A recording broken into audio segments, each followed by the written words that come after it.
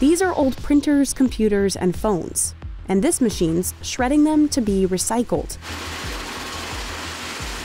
Only about 17% of all electronic waste ends up like this. It's very hard to recycle electronics. They're not designed to be recycled. There are hundreds of tiny pieces hidden in every device, from toxic materials to plastic to gold. And they each have to be separated and recycled individually. Such precision takes lots of people, space, and heavy-duty machines, with a good deal of feminine power. Sally is our big shredder. Heidi is German. Ginger's our metal finder. Female-dominant machines. Of course, yes.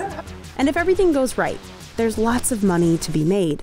We'll pull off the pieces which will be of value. That's Ingrid, president of Sims Lifecycle Services, one of the largest e-recyclers in the US. Ingrid took us through her biggest facility to see how it's repurposing or recycling up to 6 million pounds of old electronics every month. So we're in Laverne, Tennessee, just outside of Nashville. This is a 200,000 square foot facility where we focus on receiving, processing electronics. Sims mainly gets electronic waste from office gear, like laptops, computers, printers, or phones. We have Fortune 500 companies like HP and Lexmark, insurance companies, banks. The rest of its clients are secret, but Ingrid can tell us what happens to these devices once they get here. Reuse, repurpose, re-engineer if we can't reuse it. Very last resort is recycling. What you see here is where we first get the material in. It's a FIFO type of process, first in, first out. That's how we work it. Here she's offloading a truck, so she'll go in, get her forks into the pallet and pull it out. This must have come from an office refresh. It looks like there's some old DVD players, some old stereo equipment. The first stop, the scale. Then they will get the weight and input it into our data center. And that's what Drew is doing over there with the computer.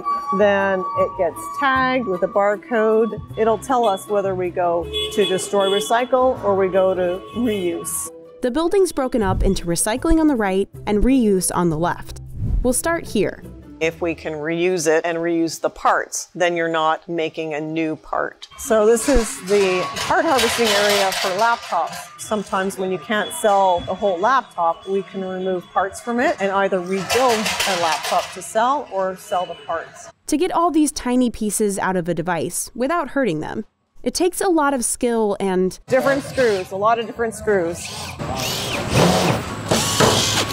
So much of it still needs to be done manually and to do it properly, and that's very labor intensive.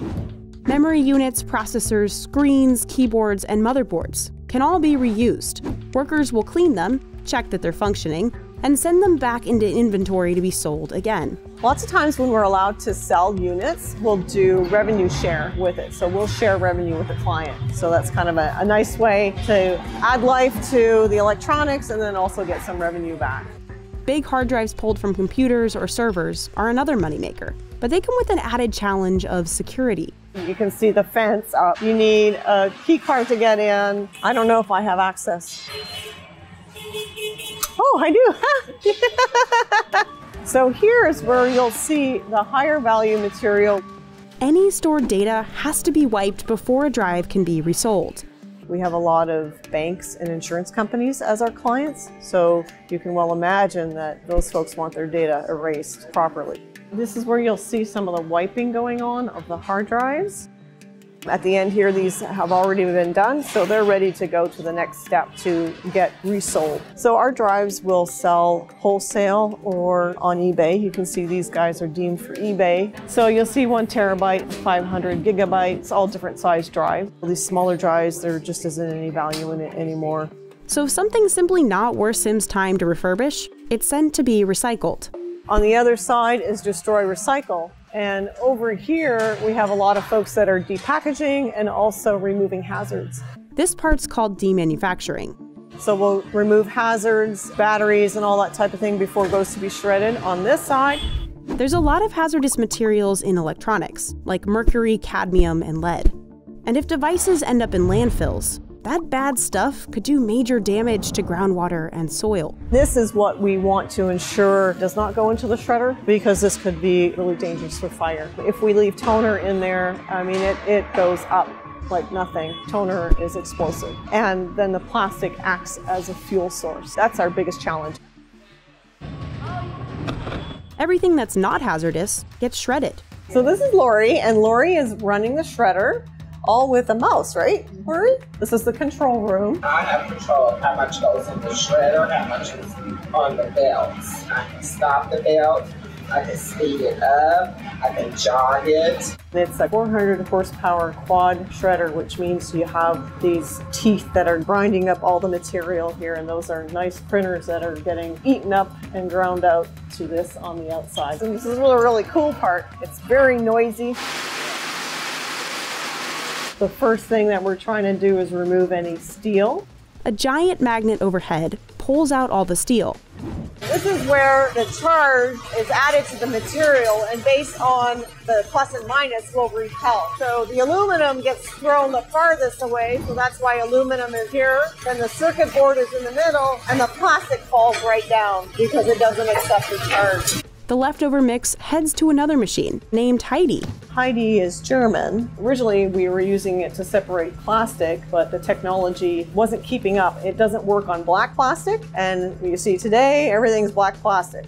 Now, Heidi separates everything using infrared technology. Ginger's our metal finder. She was named after the engineer who designed her because he had a ginger beard.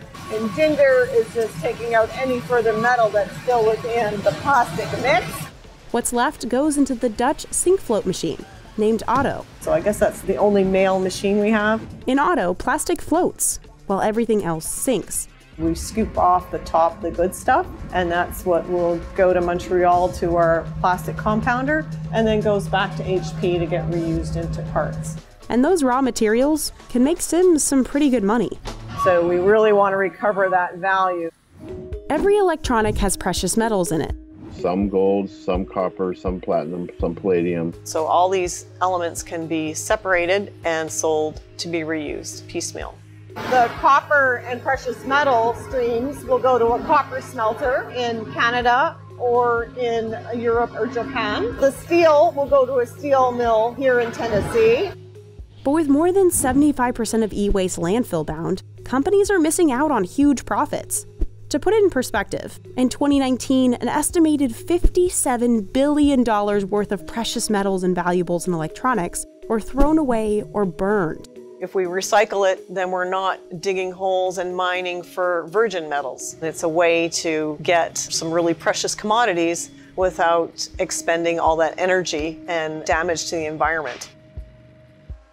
But it's a catch-22. Recycling e-waste could be a moneymaker, and it's better for the environment. But it's both really hard and expensive to do. They're not designed to be recycled. Many different chemical compounds all smashed together. When devices got smaller and smaller, removing whole components became less and less possible. Treating and disposing of these hazardous materials is dangerous and pricey. Recyclers also have to constantly upgrade machines and processes to keep up with this changing technology. And that's costly too. We normally change the blades once a year, and when it gets towards the end, the blades get a bit dull. That's when we get a little bit anxious, and sometimes they're jams. Sims has invested 1,000 hours updating just its Sally the Shredder machine. And while recyclers are facing all of these challenges, e-waste is only expected to increase by 38% over the next decade. So is there a way to make e-recycling easier? Some say it starts with manufacturers.